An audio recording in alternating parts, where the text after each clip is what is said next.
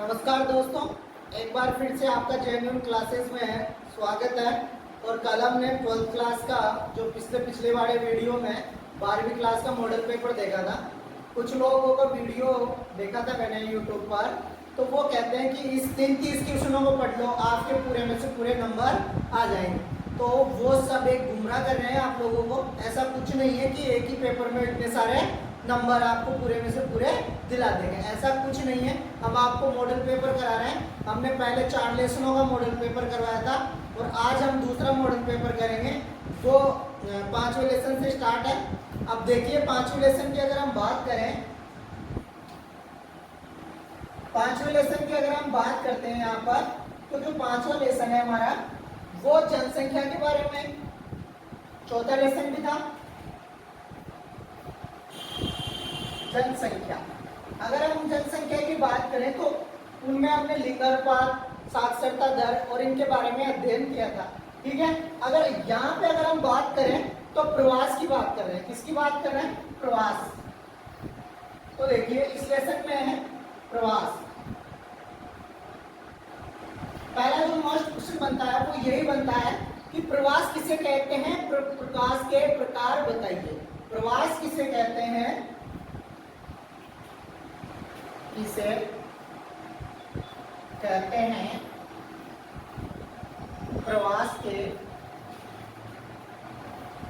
प्रकार बताइए। ये पहला प्रश्न हो गया हमारा जो बहुत मोस्ट है।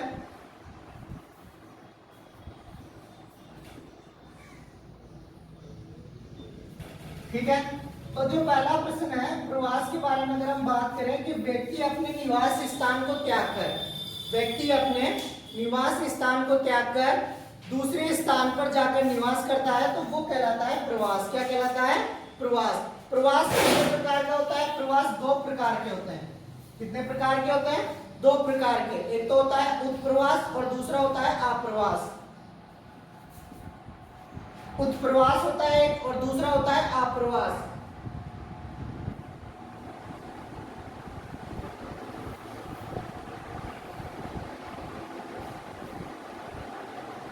ठीक है, ये 2 प्रकार हैं अपने प्रवास के। ठीक है, अब उत्प्रवास और अप्रवास। उत्प्रवास मतलब जाकर किसी दूसरे स्थान पर रहना तो उत्प्रवास में आ जाता है, और अप्रवास में किसी स्थान से आकर रहना वो किसमें शामिल हो जाता है? अप्रवास में।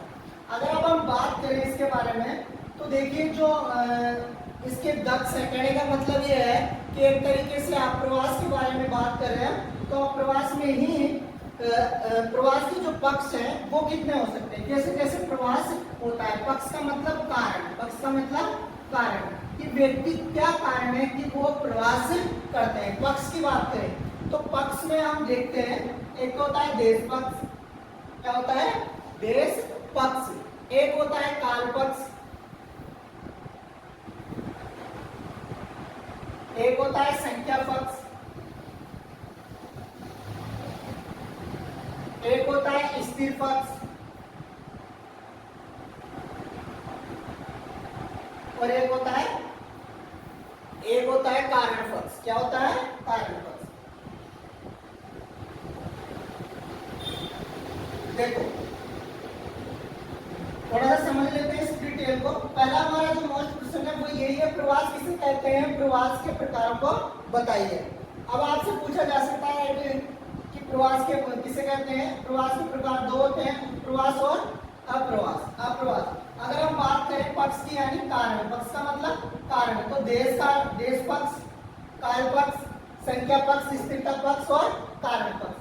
अगर हम देश पक्ष की बात करें सबसे पहले कि देश पक्ष क्या होता है, तो इसके अंतर्गत जनसंख्या कौन से प्रदेश, देश का मतलब कौन से प्रदेश, यानी कौन से प्रदेश में निवास कर रही है और कहाँ जा रही है। काल पक्ष में यह होता है कि कितने समय के लिए वहां पर जनसंख्या जा रही है, यानी रोजाना जा रहे हैं या 2 महीने में प्रवास हो रहा है, 3 महीने में प्रवास हो रहा है, 6 महीने में हो रहा है, तो उसका अध्ययन किसमें किया जाता है? काल पक्ष में। अगर हम संख्या पक्ष की बात करें तो कितने व्यक्ति जा रहे हैं उसके बारे में अध्ययन करते हैं, कितनी संख्या में लोग यहाँ से प्रवास करके गए, यानी यहाँ से छोड़कर गए।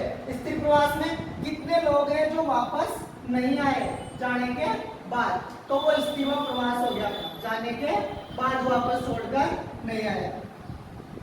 अब बात करें यहाँ पर कारण, तो किस कारण से? कोई सामाजिक कारण से जा रहा है, कोई आर्थिक कारक से जा रहा है, कोई राजनीतिक कारक से जा रहा है। ठीक है, तो ये बहुत मोस्ट क्वेश्चन है। पहला प्रश्न हमारा हो गया प्रवास किसे कहते हैं, प्रवास के कारण बताइए। ठीक है, अब दूसरा प्रश्न देखते हैं इसी लेसन का। हाँ, प्रवास के परिणाम। प्रवास की अगर हम बात करें तो इसके परिणाम की बात कर रहे हैं। देखिए परिणाम क्या होता है, अगर जनसंख्या, सिंपल भाषा में सोचिए कि अगर जनसंख्या एक स्थान से छोड़कर दूसरे स्थान पर जाती है तो वहां क्या होगा, अर्थात क्या फर्क पड़ेगा, क्या होगा क्या नहीं होगा। देखो पहली बात, अगर जनसंख्या एक स्थान से छोड़कर दूसरे स्थान पर जा रही है तो इसका मतलब जनसंख्या में क्या है, असंतुलन हो रहा है, मतलब संतुलन बिगड़ रहा है। कैसे बिगड़ रहा है कि जिस स्थान से अपन जा रहे हैं, यानी जिस स्थान से जा रहे हैं और जहां जाकर रह रहे हैं या बस रहे हैं, ठीक है, तो जिस स्थान पे हम जा रहे हैं, वहां जिस स्थान पे जा रहे हैं वहां तो अधिक जनसंख्या हो जाएगी रहने के लिए, और यहाँ पर क्या हो जाएगा, कम, अर्थात जो संतुलन है हमारा जनसंख्या का वो क्या हो जाएगा, बिगड़ जाएगा। दूसरी बात, बेरोजगारी बढ़ जाएगी जहां पर हम जाएंगे। तो ये क्या है, प्रवास के परिणाम, मतलब जाने से क्या क्या समस्याएं उत्पन्न होती है। दूसरी बात, रहन सहन, अगर हम कहीं जाकर रहेंगे किसी दूसरे राज्य में तो रहन सहन में क्या हो जाएगा, हमारे में परिवर्तन हो जाएगा। दूसरी बात, हम किसी दूसरे क्षेत्र में जाकर रहते हैं तो वहां की भाषा भी हम थोड़ा क्या है, सीख जाते हैं धीरे धीरे, तो भाषा में भी क्या है, हमारे में परिवर्तन हो जाता है, संस्कृति हमारी क्या होती है, थोड़ी परिवर्तन हो जाती है। तो ये है प्रवास के कारण, यानी कि अगर एक स्थान से दूसरे स्थान पर जाते हैं, प्रवास के परिणाम क्या क्या परिणाम हो सकते हैं, जनसंख्या का जो संतुलन है वो बिगड़ जाता है, बेरोजगारी की समस्या बढ़ जाती है, रहन सहन और रीति रिवाजों में परिवर्तन हो जाता है, भाषा बदल जाती है। ठीक है, ये है प्रवास के बारे में। प्रवास किसे कहते हैं, प्रवास के प्रकार बताइए और प्रवास के क्या परिणाम होते हैं। ये हमारा पहला क्वेश्चन क्या है, पूरा क्लियर हो चुका है।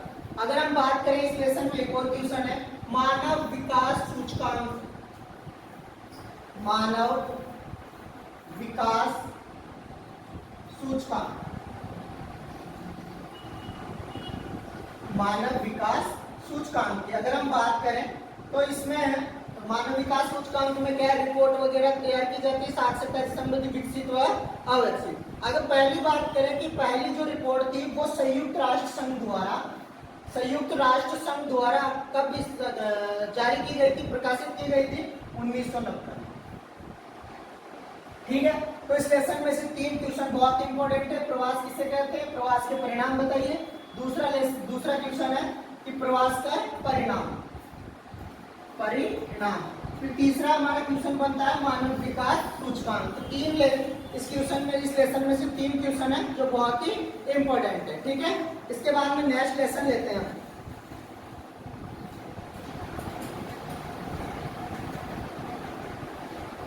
अब बात कर रहे हैं यहाँ पर जो अगला लेसन है हमारा छठा, उसके बारे में मानव अधिवास। मानव अधिवास, देखो अगर हम छठे लेसन की बात करें तो मानव अधिवास में पहला प्रश्न हमारा क्या बनता है कि मानव अधिवास किसे कहते हैं। मानव अधिवास किसे कहते हैं, मानव अधिवास किसे कहते हैं, मानव अधिवास के प्रकार लिखिए। देखिए कंफ्यूज वाला लेसन है, अधिवास के प्रकार लिखिए। मानव अधिवास किसे कहते हैं, मानव अधिवास के प्रकार लिखिए, यह प्रश्न हमारा बनता है।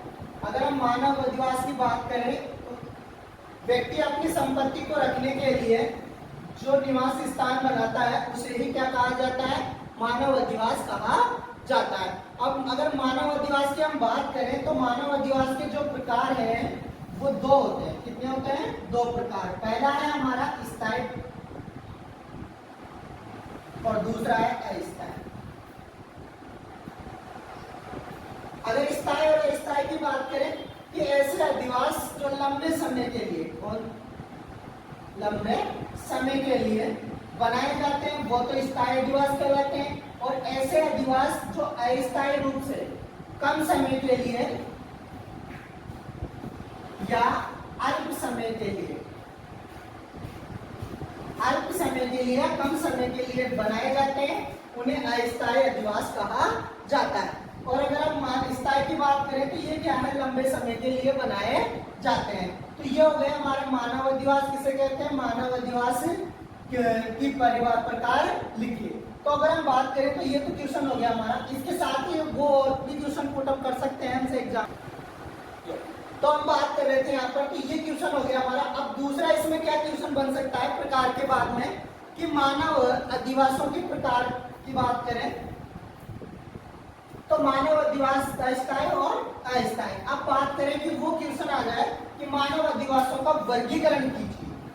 मान लीजिए क्वेश्चन आ गया वर्गीकरण। तो वर्गीकरण है आपका वो दो प्रकार से है। पहला है नगरीय मान लो, दूसरा है ग्रामीण।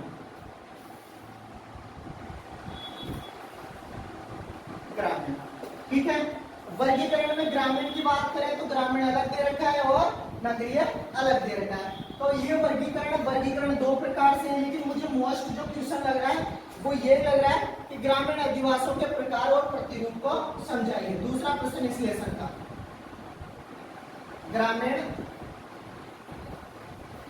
अधिवासों के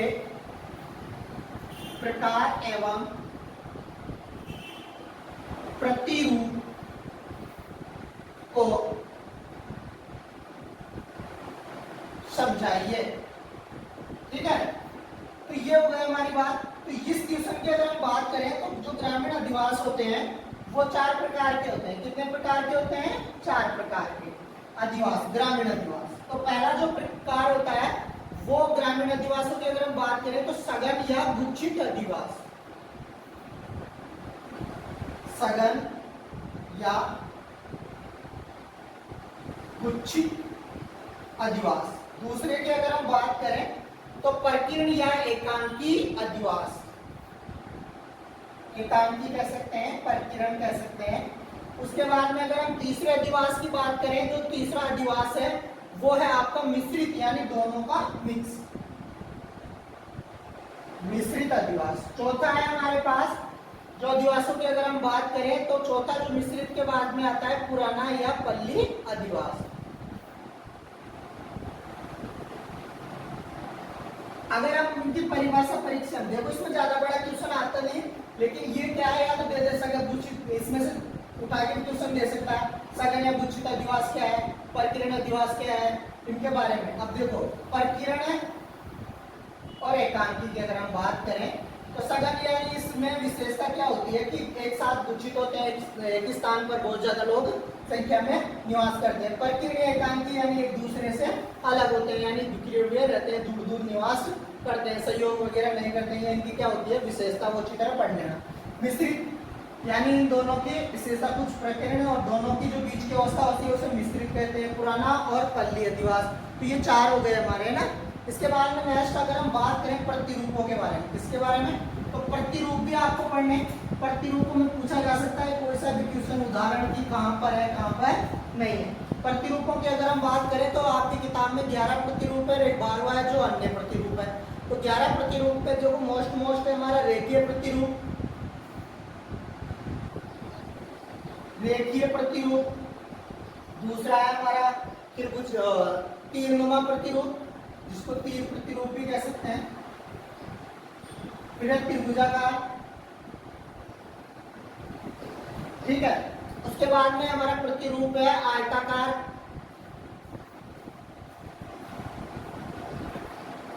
अरीय प्रतिरूप, अनियत प्रतिरूप,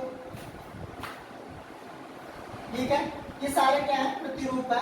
इसके आगे और भी है, जैसे तारा प्रतिरूप, सिद्धि प्रतिरूप, सिद्धियों की तरफ बसे होते हैं, और एनियट प्रतिरूप। तो ये प्रतिरूप है, और इन प्रतिरूपों के बारे में परीक्षा में पूछा जा सकता है कि ये प्रतिरूप क्या होते हैं, ये प्रतिरूप क्या होते हैं, ये प्रतिरूप क्या होते हैं। ठीक है, ये हमारे 2 लेसन के जो मोस्ट क्वेश्चन थे मैंने आपको बता दिया। इसके अलावा एक क्वेश्चन और इस लेसन में बनता है कि धारावी कच्ची बस्ती की विशेषताओं को समझाइए, या कच्ची बस्ती की समस्या के बारे में, विशेषताओं के बारे में इस क्वेश्चन को भी आप थोड़ा सा देख लीजिए।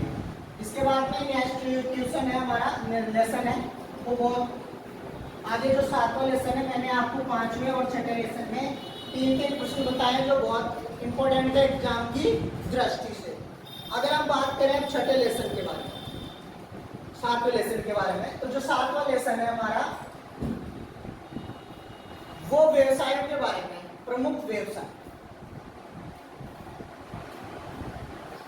ठीक है, व्यवसाय।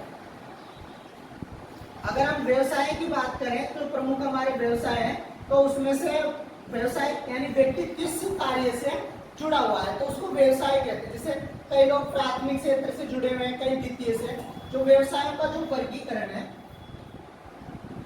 वर्गीकरण, तो इनका वर्गीकरण है वो कई जगह तो क्या है 10वीं 10th लेवल पे तो सिर्फ 3 दे रखा है, लेकिन आपकी 12th क्लास के अकॉर्डिंग यहाँ पर वर्गीकरण है 5।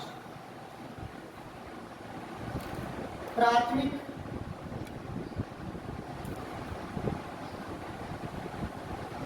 द्वितीयक, तृतीयक, चतुर्थक और पंचम। ये क्या है, व्यवसाय है। अगर हम बात करें प्राथमिक व्यवसाय, तो प्राथमिक व्यवसाय क्या होता है, प्राथमिक क्रियाओं से जुड़ा होता है, जैसे मछली पालन,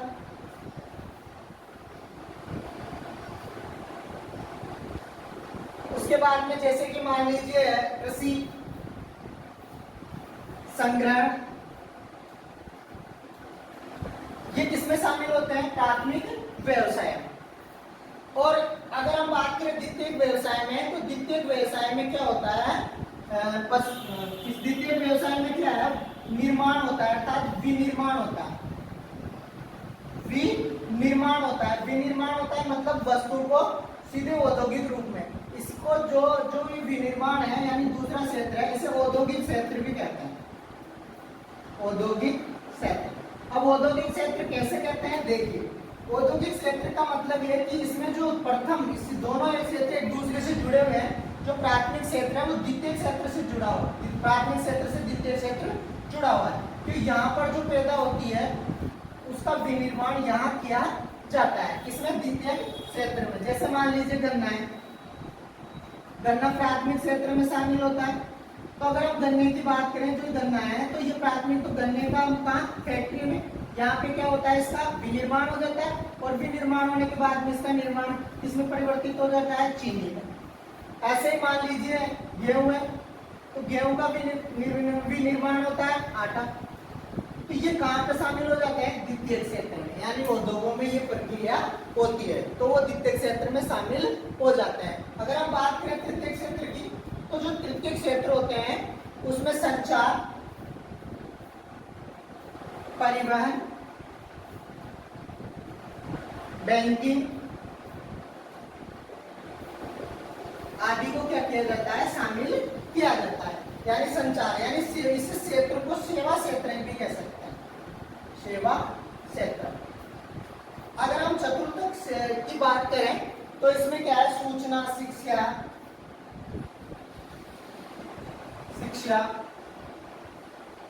और शिक्षा के बाद में प्रबंधन,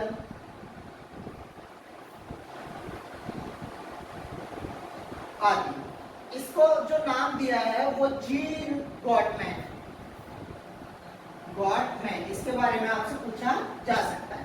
अब अगर हम बात करें पंचम व्यवसाय, तो पंचम व्यवसाय में क्या है, विशेषज्ञ, कार्यकारिणी, विचारक,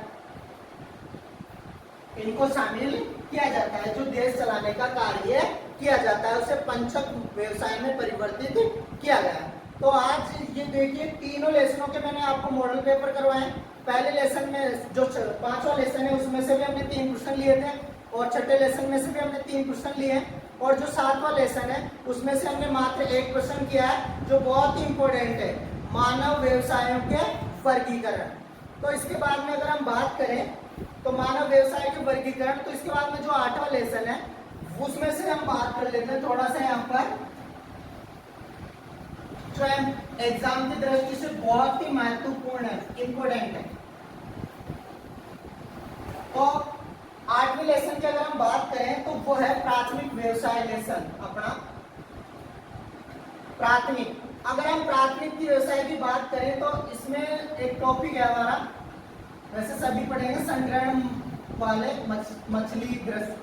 तो इसमें जो कृषि है, कृषि के प्रकार, ये वेरी इंपॉर्टेंट है और हम अगले मॉडल पेपर में करवाएंगे। इसमें से 2-3 नंबर का क्वेश्चन 101% आपके एग्जाम में आता है। तो आज हमने 3 मॉडल पेपर, तीनों लेसनों के मॉडल पेपर यानी दूसरे मॉडल पेपर में तीनों लेसन लिए।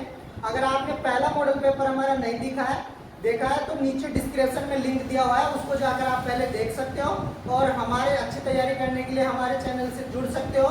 अगर वीडियो मॉडल अच्छा लगे तो लाइक कीजिए, शेयर कीजिए और कमेंट्स कीजिए। देखिए किसी के मतलब आप एक तरीके से, मैंने YouTube पे देखा था, मैंने शुरू में भी बताया इस वीडियो में कि कई लोग ऐसे हैं जो एक पेपर डाल रहे हैं और सीधा कह रहे हैं कि इसमें से पूरे 30 के 30 क्वेश्चन आपके एग्जाम में आ जाएंगे। तो ऐसा बिल्कुल नहीं होने वाला है। तो आप ऐसे चैनलों से गुमराह ना हो और हमारे चैनल को देखिए, सब्सक्राइब कीजिए, जो कि हम बिल्कुल आपको अकॉर्डिंग लेसन टू अकॉर्डिंग पढ़ा रहे हैं और लास्ट में हम ऐसे मॉडल पेपर देंगे जो आपके परीक्षा में पूरी किताब के होंगे और जो बहुत ही अच्छे आपको नंबर दिला सकते हैं। ठीक है, ओके।